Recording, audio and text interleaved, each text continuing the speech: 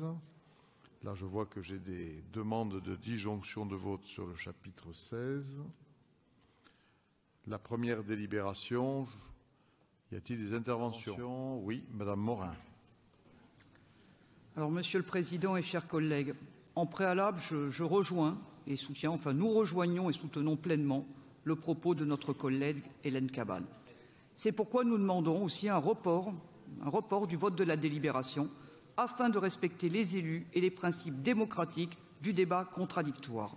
En effet, nous n'avons pas eu le temps nécessaire pour étudier correctement et complètement l'intégralité du dossier. Le dossier présenté en commission était composé d'un document de 92 pages et, comme trop souvent, il était incomplet. Et face aux demandes de plusieurs élus, le président de la commission voirie avait promis d'envoyer au moins 15 jours avant le Conseil le dossier complet de l'enquête publique préalable à la déclaration d'utilité publique de la jonction Est. Hélas, ce dossier ne nous est parvenu que 6 jours avant le Conseil, alors qu'il contient, tenez-vous bien, 46 documents et 2633 pages très techniques. Malgré cela, le document reste encore incomplet. Il manque pas mal de pièces et aussi beaucoup de données avancées ne renvoient pas à leur source. Compte tenu du nombre de documents et de données manquants, les élus ne peuvent se prononcer de manière éclairée sur la délibération. Par exemple, le bilan carbone du projet est incomplet et donc insincère. De plus, le bilan présenté dans le dossier annexé à la délibération se révèle catastrophique pour la phase de réalisation, puis pour celle d'exploitation, alors qu'il est incomplet et donc grandement sous-estimé.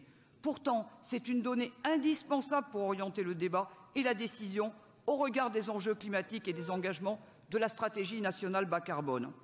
Quant aux hypothèses en matière d'augmentation de la population dans l'Est toulousain, de plus de 44 000 nouveaux habitants, nous demandons depuis longtemps un tableau par quartier et par année, ainsi que les données, qu'elles soient sourcées, afin de permettre leur analyse critique.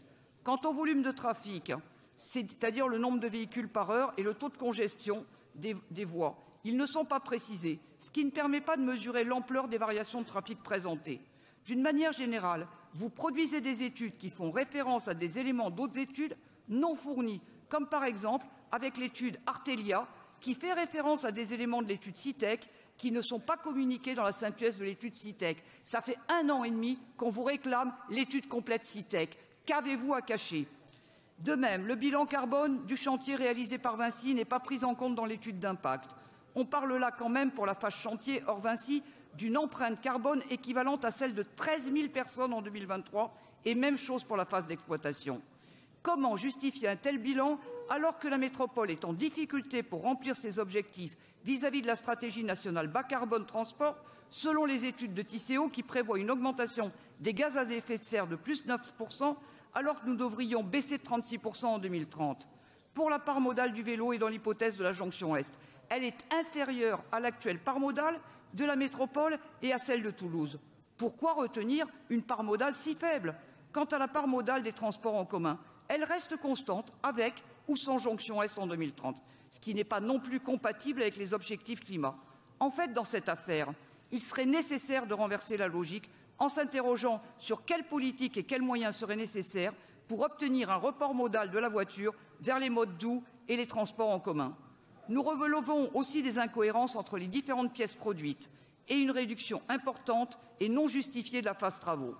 En effet, l'enquête intervient plus tard que ce qu'elle était indiquée initialement. Les travaux commencent donc aussi plus tard, mais ça se termine toujours fin 2028. Alors, est-ce destiné à maintenir la date de mise à disposition de l'infrastructure, et ceci de manière totalement artificielle et mensongère? De plus, l'estimation des dépenses fait ressortir une augmentation de 30% des coûts par rapport aux données de la convention entre Toulouse Métropole et Vinci.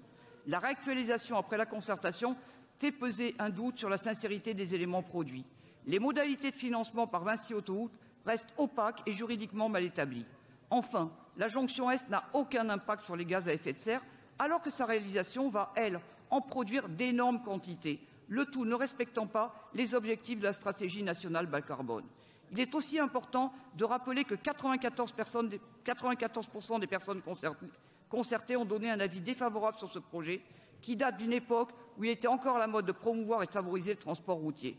En plus, c'est bien de faire un nouvel échangeur, mais à quoi ça sert qu'il débouche sur une rocade saturée et encombrée? Ça ne fait que rajouter du trafic, alors que les moyens colossaux mis pour desservir la clinique de la Croix-du-Sud seraient largement mieux utilisés pour réaliser de toute urgence les voies en site propre et les pistes cyclables nécessaires sur la route de Revel. Et surtout, ce qu'il manque aujourd'hui, c'est une passerelle mode doux à la place de cette jonction Est.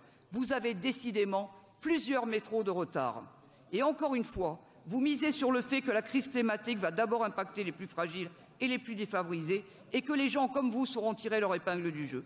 Et vous continuez dans la croyance que la technologie saura vous prémunir des effets du dérèglement climatique. Un jour, vos enfants et vos petits-enfants vous demanderont des comptes, mais au rythme de vos projets écocidaires, il sera trop tard.